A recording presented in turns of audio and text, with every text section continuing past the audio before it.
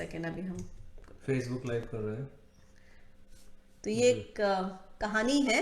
लेकिन क्या होता है कि हमें जीवन काल में जब हमें सबको लगता है, कहीं ना कहीं हमें लगता है कि कुछ तो गलत है, कहीं कुछ तो सही नहीं है, और ये मैं कौन हूँ, ये विचार हमारे मन में कई बार आता है। लेकिन हमारे जो आसपास जो समाज है या जो हमारे लोग होते हैं वो हमें बोलते हैं नहीं नहीं, इन सब चीज़ों के बारे में अभी सोचने की तुम्हारी उम्र नहीं है ना। तो जैसे ये कहानी है कि एक बार क्या होता है कि एक ईगल होता है, तो चील, तो वो अपनी अपने अपने अंडे जो है, वो अपना अंडा जो है एक मुर्गी के उसमें छोड़ देता है। तो वो जो ईगल का जो अंडा है वो भी उन मुर्गी के अंडों के साथ वो टूटता है, और उसमें से कुछ छोटे छोटे चिकन्स भी निकल कर आते हैं, और उसके साथ एक ईगल का बच्चा भी निकल कर आता है। तो और चील का बच्चा जो है वो उनके साथ ही खेलते खेलते बड़ा होता है और अपने आप को वो मुर्गी का बच्चा ही समझने लगता है। पर उसके अंदर उसको लगता है कि मेरे में कुछ तो अलग है, और उसमें कई बार उड़ने की इच्छा होती है तो उड़ने की कोशिश करता है। तो पर उसके जो बाकी जो मुर्गी के बच्चे हैं उसको बोलते हैं नहीं नहीं, तुम तो हमारे जैसे ही हो, तुम क्यों क्यों इस तरह से हमारे से अलग क्यों व्यवहार कर रहे हो तुम, और उसको डिस्करेज करते हैं। पर एक बार जब एक किसान जो है उस उधर से गुजर रहा होता है और उसने देखा कि ये चील का बच्चा तो ये मुर्गियों की तरह बिहेव कर रहा है, उन्हीं की तरह उछलता है, उन्हीं की तरह खाता है, तो उसे बड़ा दुख होता है। तो उसे लगता है कि इस चील के बच्चे को मैं आज़ाद करता हूँ। तो वो चील के बच्चे को ले जाके एक बड़े खंबे के ऊपर रखता है और उसको कहता है कि तुम अपने पंख फैलाओ और उड़ने की कोशिश करो। तो वो चील का बच्चा जो है फिर उसी तरह से अपने पंख फैला के उड़ने की कोशिश करता है और उड़ने लगता है।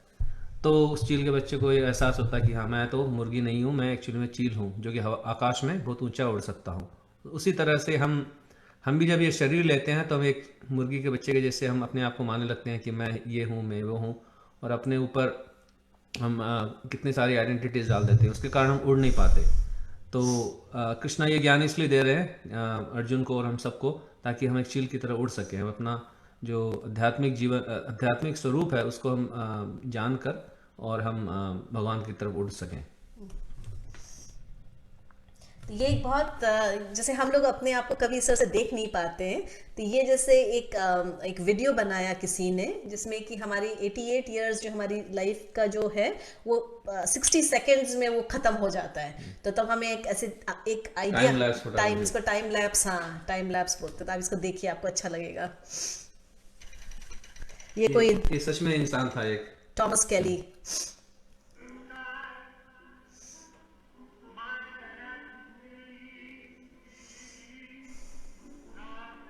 थोड़ा बार फास्ट कर सकते थे इस वीडियो को, फास्ट ज़्यादा चलेगा। टाइम लगेगा।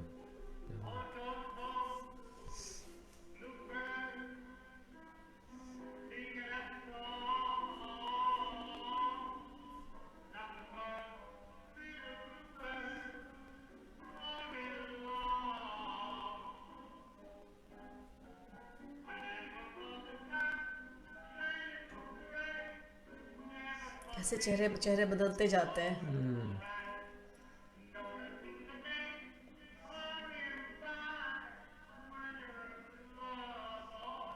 बड़ा हो गया।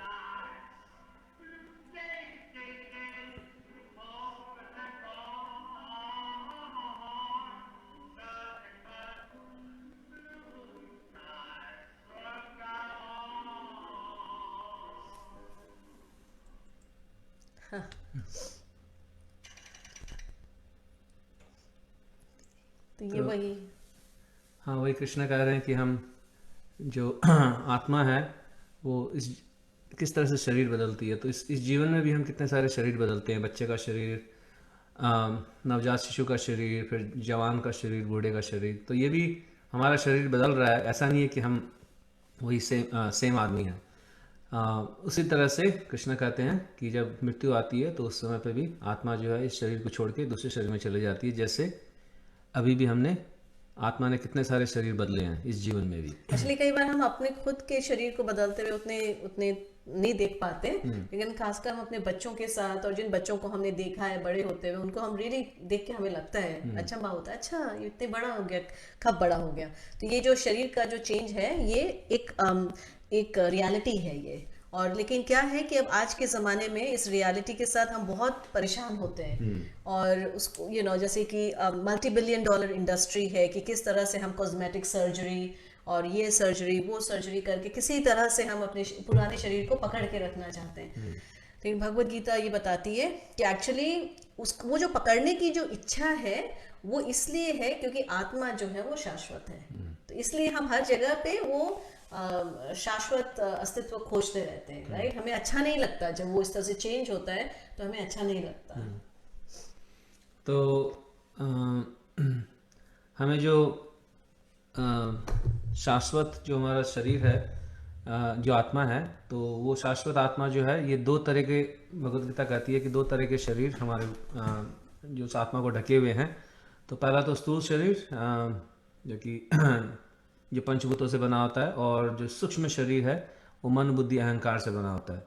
तो ये दो शरीर आत्मा को हर समय कवर करके रखते हैं, और हम अपनी आइडेंटिटी जो है, अपना अस्तित्व है, इन दोनों शरीरों में खोजते हैं, अपनी जो स्थूल शरीर है और सूक्ष्म शरीर। तो जब तक हम इन दोनों शरीरों में अपनी आइडेंटिटी खोजेंगे, अस्तित्व खोजेंगे, तब तक हमें इस भौतिक जीवन के सुख और दुख का अनुभव करते रहना पड़ेगा। और जब हम अपनी अस्तित्व है, अपने आप में जो शुद्ध आत्मा, उसमें खोजेंगे, तो हम इस जगत के जितने भी चेंजेस हैं उससे हम अलग हो सकते हैं। तो ये जब हमारी मृत्यु होती है, तो ये स्थूल शरीर त्याग कर आत्मा जो है सूक्ष्म शरीर के साथ किसी दूसरे शरीर में चली जाती है। तो सूक्ष्म शरीर जो है वो जन्म जन्मांतर तक हमारे साथ रहता है, जब तक आत्मा को लिबरेशन नहीं मिल जाता, भगवान के पास नहीं चली जाती।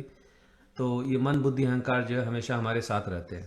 तो इसमें एक इंटरेस्टिंग बात यह है कि जो माइंड है हमारा, ये वही माइंड है जो मतलब काउंटलेस, मतलब जिसको अगिनत जन्मों से वो सेम माइंड हमारे पास अभी भी है।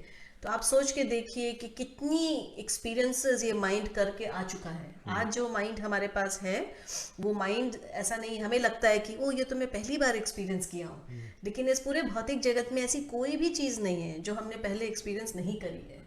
तो इसलिए उसको भागवतम में एक वर्स है, उसमें बोलते हैं पुनर्चर्विता चर्वनाना, मतलब कि जो भी चीज़ हम एक्सपीरियंस कर रहे हैं वो ऑलरेडी सब कुछ उसको हमने चू कर चुके हैं, उसको चबा चुके हैं उसको। और हम जब वापस आते हैं, क्योंकि सटल बॉडी को तो सब याद रहता है, राइट। ग्रोस बॉडी जो है वो चेंज हो गई है, सिर्फ जो स्थूल शरीर है वो चेंज हो चुका है। तो ये एक स्टोरी है कि स्टोरी नहीं है, ये एक तरह का एक एग्जाम्पल है कि अगर जैसे अगर कोई एक पिंजरा लेकर आए और उस पिंजरे के अंदर खूब अच्छा एक सोने की चिड़ी, बहुत अच्छी सुंदर सुंदर चिड़िया को रखे, और रोज सुबह उस अपना प्यार दिखाने के लिए सुबह उठे और उस पिंजरे को खूब अच्छी तरह से पॉलिश करे और खूब साफ रखे, लेकिन उस चिड़िया को कभी भी खाना ना खिलाए, तो क्या होगा? अंत में जाकर हमारे पास एक खूब पॉलिश्ड एक पिंजरा होगा, लेकिन वो जो चिड़िया है वो मर जाएगी, राइट। वो कैसे जिएगी? उसको तो उसका अपना खाना चाहिए। तो उसी तरह से हम लोग देखते हैं कि ये जो मॉडर्न जो समाज है, जो सिविलाइजेशन है, उसमें बहुत समय जाता है सिर्फ इस पिंजरे को पॉलिश करने के लिए। तो जैसे आज अमेरिका में भी है, जैसे हम लोग देखते हैं कि अलग अलग तरह भांति भांति के बेड होते हैं, वाटर बेड, एयर बेड, ये वो, अल्टीमेटली सब कुछ जितनी भी जो इंडस्ट्रीज हैं, वो सिर्फ हमारे ये जो शरीर है, शरीर के सुख के लिए इतने अलग अलग तरह का समय जाता है, राइट। एंड इतनी तरह तरह की चीज़ें प्रोड्यूस होती हैं, लेकिन कोई भी जो उसके अंदर जो चिड़िया बैठी है उसके लिए कोई नहीं सोच पाता। So should we pause here?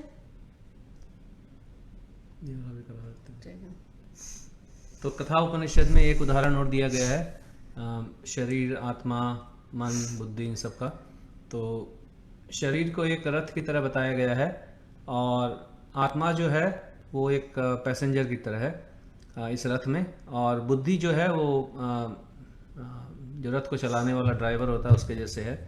मन जो है वो रस्सियां हैं जो घोड़ों से जुड़ी हुई हैं, और घोड़े जो हैं 5 घोड़े जो हैं 5 इंद्रियां हैं। तो जब हमारा मन हमारे बस में नहीं होता, या फिर हमारी बुद्धि हमारे बस में नहीं होती, तो ये रथ कहीं भी गलत दिशा में जा सकता है और हमें काफ़ी परेशानी में डाल सकता है। पर जब या फिर हम बुद्धि को और मन को कहें कि तुमको जहाँ जाना हो वहीं ले चलो, तो हम बेसिकली एक शरीर से दूसरे शरीर में भटकते रहते हैं। पर जब जब हमारी आत्मा जो है मन और बुद्धि पे अगर काबू पाकर उसको अगर आध्यात्मिक अपने आध्यात्मिक लाभ के लिए अगर इस्तेमाल करे, तो फिर ये रथ जो है काफ़ी तेज़ी के साथ सही दिशा में जा सकता है, भगवान की तरफ जा सकता है। तो हम अपने आप को रथ समझने लगते हैं, हम अपनी इंद्रियों, हमारी इंद्रियां जो कहती है उसको हमें लगता है कि वो मेरी इच्छा है, हमारा मन जो कहता है उसको हमें लगता है कि हमारी इच्छा है, पर वो एक्चुअली में हमारी इच्छा नहीं है, वो हमारे मन की इच्छा है, हमारे इंद्रियों की इच्छा है, जो कि हमेशा गलत सोचते हैं अगर अगर आध्यात्मिक नहीं हो तो। इसके बाद क्या है? दिस इज इट, लास्ट ही तो है। हाँ। ओह अच्छा अच्छा, ये बहुत एक अच्छा एक नहीं, नॉट हियर, हाँ, not here, go back to, ये नहीं है। नहीं वो तो शेयर नहीं हो रहा है मेरे को। एक सेकंड। तो ये एक माँ, एक ये एक सॉन्ग है, ये कैन यू एक्सप्लेन? तो ये मार्कंडेय पुराण से एक पोयम है, जिसमें कि ये सिंगर ने बहुत अच्छे से दिखाया है कि एक माँ एक अपने रोते हुए नवजात शिशु को ये सुना रही है कि तुम क्यों रो रहे हो। तो वॉल्यूम अप।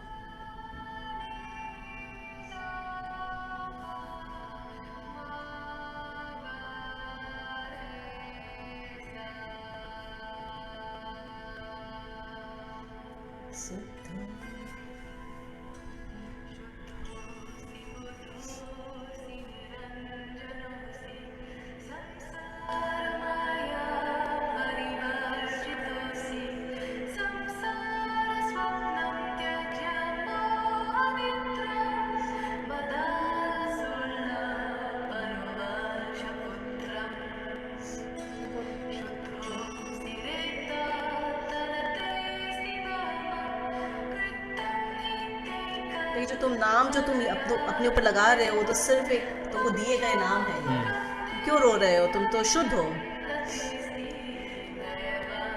शरीर तुम नहीं हो, ना ही तुम शरीर के हो।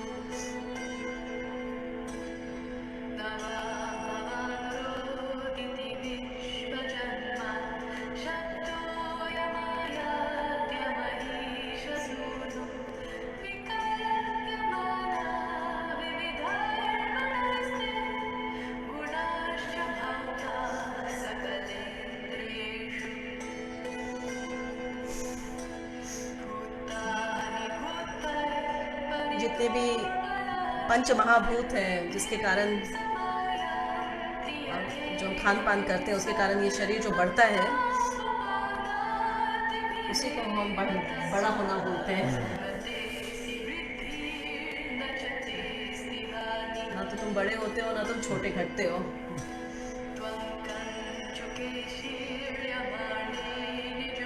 इस शरीर के शेल के अंदर कांस्टेंट रहते हो। ये शरीर जो तुम्हारे ऊपर थोपा गया है, इसको लेके परेशान मत भ्रमित हो, मत हाँ, हो। भ्रमित मत हो।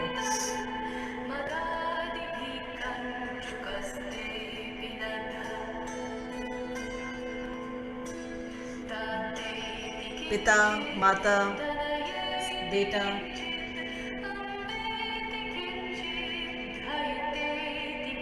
पत्नी, ये मेरा है, ये नहीं है मेरा। ये सिर्फ एक पंच महाभूतों का एक मेल है ये।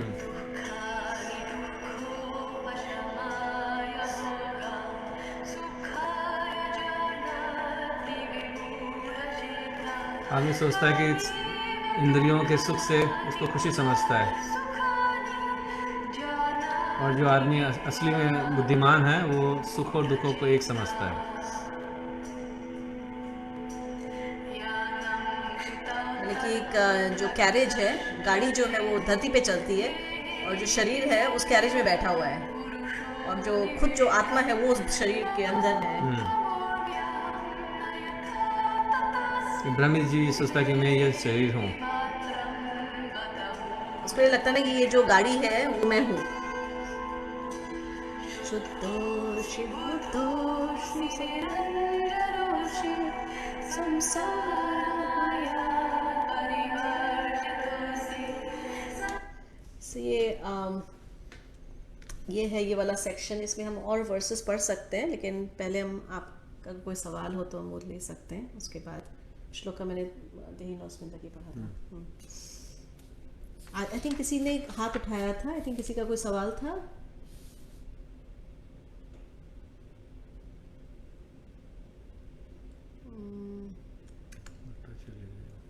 अच्छा, तो इन्होंने अच्छा आ,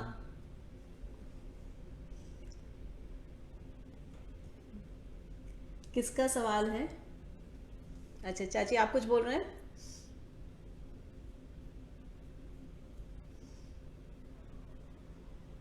न,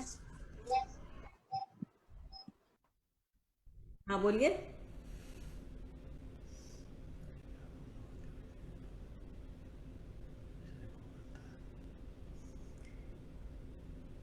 ठीक है, तो फिर आई थिंक ये सेक्शन तो हो गया है। तो अगर और कोई सवाल नहीं है तो फिर हम लोग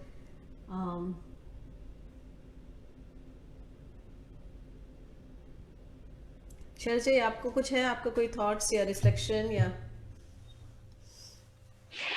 कि वो जो ईगल वाली कहानी थी ना, वो बहुत अच्छी लगी कि हम लोग जैसे माहौल में रहते हैं उसी हिसाब से अपने आप को समझने लग जाते हैं और अपनी आइडेंटिटी को भूल जाते हैं, एक्चुअल हम लोग कौन है वो नहीं समझ में आता। और वो संसार में सबके साथ होता है, हम लोग कि हम लोग को पता नहीं लगता, लेकिन उसके लिए अब वही है कि वह भक्त का साथ मिले या गुरु का साथ मिले तो वो हम लोग को समझाते हैं, बताते हैं कि हम लोग कौन है और हम लोगों की क्या स्थिति है। बहुत अच्छा। नहीं, वही है आई थिंक, ये सवाल जो होते हैं इनके, और हमें समझ में भी नहीं आता कि हम कहाँ लेके जाएं ये सवाल। मेरे को याद है जब मैं छोटी भी थी तो भी मेरे मन में ये सवाल चलते थे, लेकिन उन सवालों को एक तो व्यक्त करने के लिए हमारे पास कोई एक चैनल नहीं होता है, राइट? तो तो यही सब कारणों से, लेकिन ये सवाल जो होते हैं सभी के मन में आते हैं कभी ना कभी। और इन सवाल के जवाब के अंदर छुपा है हमारा एक्चुअली, जो चाह रहे हैं, जो हम देख रहे हैं, वो हम एक्चुअली सही चीज़ को गलत जगह में खोज रहे हैं, राइट? तो जैसे एक कहानी बताए थे हम लोग बचपन में, सुनते थे कि एक आदमी जो है अपनी घड़ी खो देता है। तो वो उसको एक खोज रहा होता है, तो उसको कोई आके पूछता है कि तुम यहाँ क्या खोज रहे हो? तो बोले कि मैं अपनी घड़ी खोज रहा हूँ। तो बोले तुम यहीं खोए थे क्या? तो बोले नहीं, मैं खोया तो कहीं और था, लेकिन वहाँ लाइट नहीं है, यहाँ लाइट है, तो इसलिए मैं यहाँ खोज रहा हूँ। तो जहाँ खोया है वहीं पे तो मिलेगा ना। तो आई थिंक यहाँ पे हम जो हम खोज रहे हैं कि हमें एक शाश्वत जीवन चाहिए, राइट? सुखमय जीवन चाहिए हमें, बिना भय के, राइट? भय नहीं चाहिए हमें, और क्या नहीं चाहिए? आनंद चाहिए जो कभी ख़त्म ना हो, नॉलेज चाहिए हमें। तो ये सच्चित और आनंद, ये जो तीन चीज़ है, इसी की खोज में हम पूरा जीवन हमारा बीत जाता है, लेकिन मिल नहीं पाता है फिर भी। तो ठीक है, आई थिंक अगर और कोई सवाल नहीं है तो हम अब यहीं पे छोड़ते हैं इसको।